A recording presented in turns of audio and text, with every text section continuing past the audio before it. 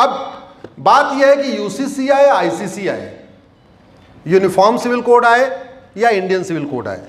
मैंने law commission में अपना प्रेजेंटेशन दिया था, सरकार को भी मैंने प्रेजेंटेशन दिया है।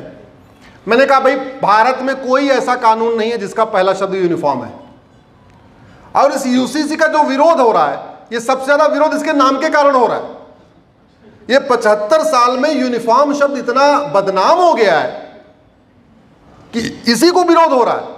आप बस पहला वाला शब्द हटा दो, यूनिफॉर्म सिविल कोड का नाम कर दो इंडियन सिविल कोड, आधी समस्या यहीं खत्म हो जाएगी, आधी समस्या यहीं खत्म हो जाएगी। यूनिफॉर्म सिविल कोड आने से या इंडियन सिविल कोड आने से किसी की भाषा नहीं बदलेगी, क्योंकि ये कोई यूनिफॉर्म लैंग्वेज कोड तो आ नहीं रहा। किसी का कपड़ा नहीं बदलेगा, पहनावा नहीं बदलेगा, क्योंकि यूनिफॉर्म ड्रेस कोड भी नहीं है। किसी की पूजा पद्धति नहीं बदलेगी, क्योंकि ये यूनिफॉर्म प्रेयर कोड भी नहीं है। किसी की आइडेंटिटी नहीं बदलेगी, क्योंकि यूनिफॉर्म आइडेंटिटी कोड भी नहीं है। किसी का रिलीजन नहीं बदलेगा, क्योंकि यूनिफॉर्म रिलीजन कोड भी नहीं है। किसी का कस्टम नहीं बदलेगा। ये कुछ लोग आजकल झूठ कर रहे हैं कि वो आदिवासियों का क्या होगा, ट्राइबल्स का क्या होगा। ये यूनिफॉर्म कस्टम कोड थोड़ी है, इसलिए कस्टम जिसका जो है चलता रहेगा। ये यूनिफॉर्म सिविल कोड है, इसमें 10 चीजें होंगी। शादी विवाह की उम्र समान हो जाएगी, शादी का रजिस्ट्रेशन अनिवार्य हो जाएगा। मैं अपने ड्राफ्ट नहीं आया, लेकिन मैंने पूरी दुनिया की यूसीसी को पढ़ा, उसके आधार पे कह रहा हूं। ग्राउंड्स ऑफ डिवोर्स सबका कॉमन हो जाएगा, प्रोसीजर ऑफ डिवोर्स सबका कॉमन हो जाएगा, गुजारा भत्ता सबको मिलेगा, विरासत का समान अधिकार हो जाएगा, वसीयत का एक समान अधिकार हो जाएगा, एक पति एक पत्नी का नियम सब पे लागू होगा, माता पिता की देखभाल का अधिकार सबको मिल जाएगा, वसीयत विरासत का एक समान अधिकार हो जाएगा। तो अगर आप इसको जरा दिमाग लगा के, दिल से नहीं दिमाग लगा के अगर आप देखेंगे, तो यूसीसी से या आईसीसी से, इंडियन सिविल कोड से हिंदुओं को केवल एक फायदा होगा, उनका शादी का रजिस्ट्रेशन कंपलसरी हो जाएगा। अभी कंपलसरी नहीं है।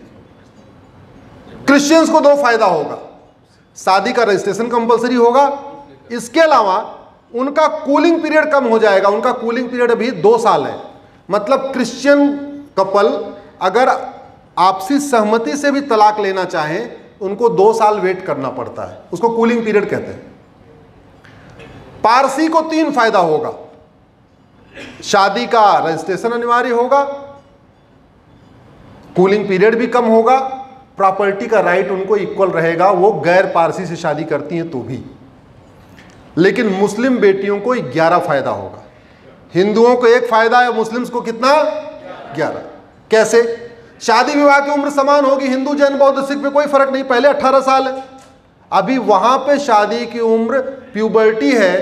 प्यूबर्टी का मतलब पीरियड आना है, पीरियड आना को मोटा मोटा 9 साल माना गया है। लेकिन दिल्ली जैसे शहर में जहां एयर पोल्यूशन भी है, वाटर पोल्यूशन भी है, नॉइज पोल्यूशन भी है, 8 साल में भी पीरियड शुरू हो जाता है, 7 साल में भी पीरियड शुरू हो जाता है। तो अब शादी विवाह की उम्र समान होगी तो फायदा किसको मिला? जोर से बोलिए। मुस्लिम बेटियों को। शादी का रजिस्ट्रेशन अनिवार्य होगा, सबसे ज्यादा फायदा किसको मिला? मुस्लिम बेटियों को। ग्राउंड्स ऑफ डिवोर्स और प्रोसीजर ऑफ डिवोर्स खत्म हो गए। हिंदू जैन बौद्ध सिख में तो जो ग्राउंड्स ऑफ डिवोर्स है कॉमन है, और procedure of divorce through court है, कोर्ट से तलाक होला है। लेकिन मुस्लिम बेटियों को ट्रिपल तलाक खत्म होने के, यानी तलाक़े बिद्दत खत्म होने के बावजूद भी 4 तलाक और चल रहे हैं। तलाक़े हसन चल रहा है, तलाक़े एहसन चल रहा है, तलाक़े बाइन चल रहा है, तलाक़े किनाया चल रहा है। और ये चारों तलाक भी ईमेल से होते हैं, व्हाट्सएप से होते हैं, एसएमएस से होते हैं, कुरियर से होते हैं, हर तरीके से होते हैं। एक लड़की है, रिपब्लिक में काम करती है, जर्नलिस्ट है, बेनजीर हिना। उसके पति ने उसको 3 चिट्ठी भेजा और चिट्ठी पे साइन भी नहीं किया। बाद में पेटीएम से 15,000 रुपए भेजा, बोला ये तुम्हारा मेहर की रकम। 2,000 रुपए भेजा, बोला तुम्हारा बच्चा जो 1 साल का बच्चा उसका दूध पीने का खर्चा। 17,000 रुपए में तलाक़े हसन, और साइन भी नहीं किया। एक कलबुर्गी की लेडी है, वो केस मैं ही लड़ रहा हूं, डॉक्टर अमरीन। डॉक्टर साहब, वो लेडी एमबीबीएस एमएस गायनोलॉजिस्ट, उसका हस्बैंड एमबीबीएस एमडी फिजिशियन, ससुर डॉक्टर, सास डॉक्टर, घर में नर्सिंग होम, और उसने तलाक़े किनाया दे दिया। किनाया मतलब जा मैंने तुम्हें आजाद किया, जा मैंने तुम्हें आजाद किया, जा मैंने तुम्हें आजाद किया।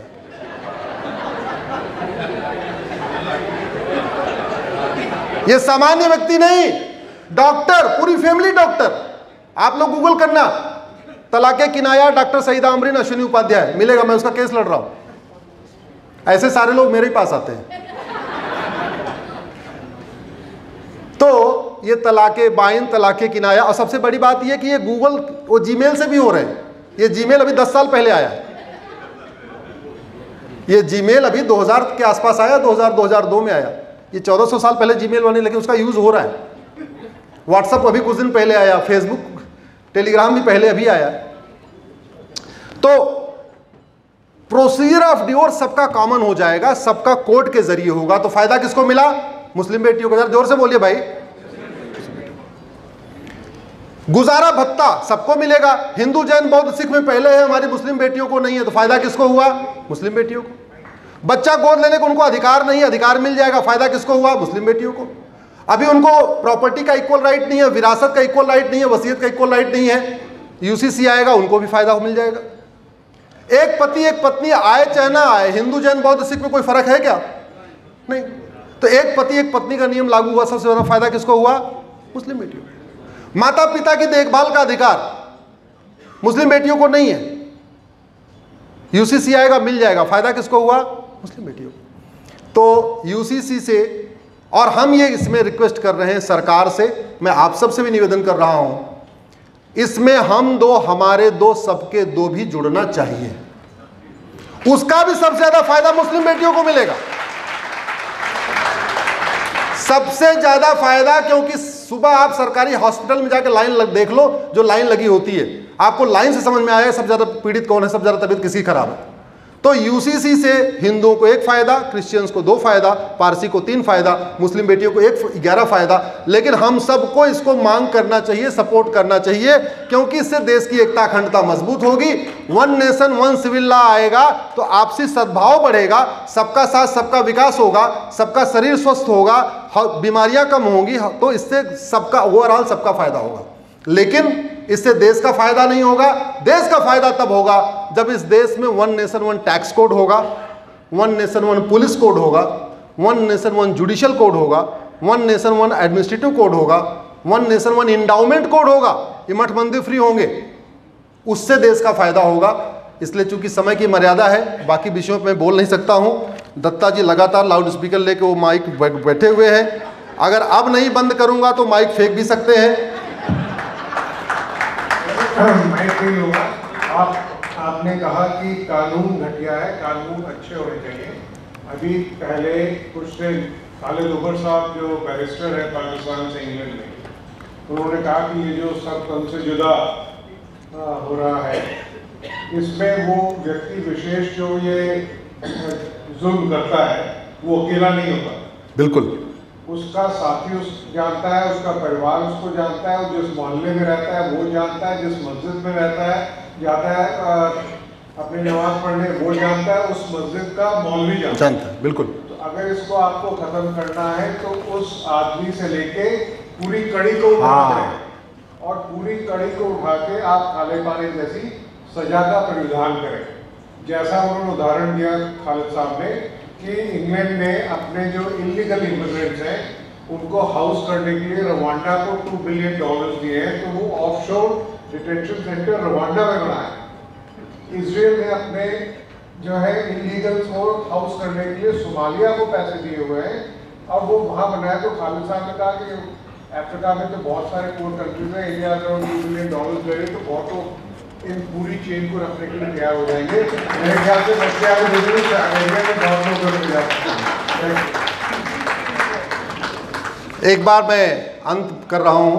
मैं कहूँगा ऐसी कोई बीमारी नहीं जिसकी, आप बोलिए जिसकी कोई दवाई नहीं, ऐसी कोई बीमारी नहीं, ऐसी कोई बीमारी नहीं, ऐसी कोई बीमारी नहीं, मैं कहूँगा ऐसी कोई समस्या नहीं, आप कहेंगे जिसका कोई समाधान नहीं। ऐसी कोई समस्या नहीं, ऐसी कोई समस्या नहीं, ऐसी कोई समस्या नहीं सब लोग अपनी अपनी ड्यूटी निभाएं। डॉक्टर अपनी ड्यूटी जैसे निभा रहे हैं, दत्ता जी एक नागरिक की ड्यूटी निभा रहे हैं, इसी तरीके से सांसद विधायक अपनी ड्यूटी निभाएं। उनका मुख्य काम है कानून बनाना, बतौलेबाजी करना, भाषण देना, फीता काटना, उद्घाटन करना उनका मुख्य काम नहीं है। मुख्य काम उनका क्या बोलते हैं, कानून बनाना है। संविधान में उनको लॉ मेकर कहते हैं, इसीलिए उनको शपथ दिया जाता है और अच्छे कानून बनाने की वो शपथ लेते हैं। तो मैं तो ये आग्रह करूंगा, आगे से सेमिनार अब कहीं हॉल में नहीं करना है, जो सेमिनार करना है सांसदों के घर पे करिए, वहीं इकट्ठा होइए, उन्हीं का दूध, उन्हीं की चीनी, उन्हीं का पानी, उन्हीं का भोजन, और सीधे बोलिए जब तक तुम संसद में सवाल नहीं उठाओगे वक्फ एक्ट के खिलाफ हम बैठे रहेंगे। जब तक तुम प्लेस ऑफ वर्शिप एक्ट के खिलाफ बिल पेश नहीं करोगे हम तुम्हारे यहाँ बैठे रहेंगे। जब तक तुम ये माइनॉरिटी एक्ट के खिलाफ बिल पेश नहीं करोगे हम बैठे रहेंगे। जब तक तुम घुसपैठियों को फांसी देने का कानून नहीं बनाओगे हम तुम्हारे घर पे बैठे रहेंगे। बस इस देश की जनता और आपका राइट है। अरे भैया, उनको वेतन भत्ता, गाड़ी बंगला इसी काम के लिए मिलता है। भारत में कुल 5500 सांसद विधायक हैं, एमएलए एमएलसी लोकसभा राज्यसभा में लाके। इन 5500 लोगों पे हर साल 55,000 करोड़ रुपए खर्च होता है। 55,000 करोड़ उनके वेतन भत्ता, गाड़ी बंगला, air ticket, rail ticket, security, खाना बनाने वाला, बंगलो, पेट्रोल डीजल गाड़ी पे, ये 55,000 करोड़ रुपए आपका खर्च है, टैक्स पेयर का है। ये टैक्स पेयर की ड्यूटी भी है कि वो जाए, उनके बैठे। और मैं तो कहता हूं शादी विवाह के लिए छुट्टी करते हैं, घूमने टहलने के लिए छुट्टी करते हैं, इंजॉय घर में छुट्टी करते हैं, सांसदों के घर पे बैठने के लिए छुट्टी करना शुरू कर दीजिए, देश बदल जाएगा।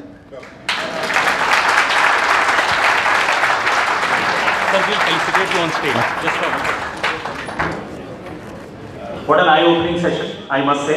एक बार तालियों की गड़गड़ाहट से सर का धन्यवाद करें। मैं आमंत्रित करना चाहूँगा श्री पंकज शर्मा सर को, जो रिटायर्ड बैंकर हैं।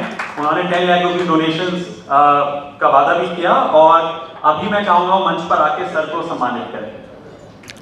हमें नहीं किया भाई, आपको नहीं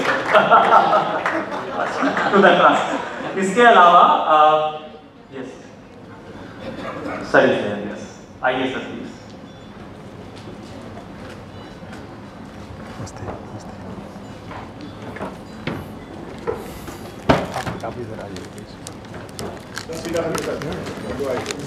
उल्टा उल्टा उल्टा उल्टा। मैं ऑडियंस को ये भी बताना चाहूँगा कि जो ये पेंटिंग है वो गुरुद्वारा श्री हेमकुंड दत्ता जी आप इधर आइए, द्वारा ऋषिकेश द्वारा दी गई है। दत्ता जी जरा ऊपर बुलाइए, आइए सर, आइए इधर आइए आप। बिना दत्ता जी की फोटो कंप्लीट नहीं। अरे पहले इधर आइए, फोटो क्यों हो जाइए, क्या बात कर रहे हैं आप, लगाइए।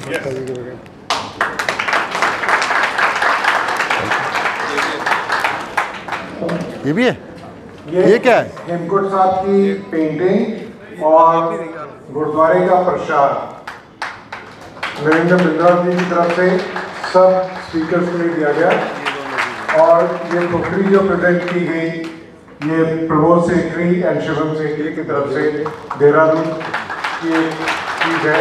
यहाँ स्पीकर के लिए उन्होंने प्रेजेंट, उनका सहयोग था। बहुत बहुत आभार। बहुत बहुत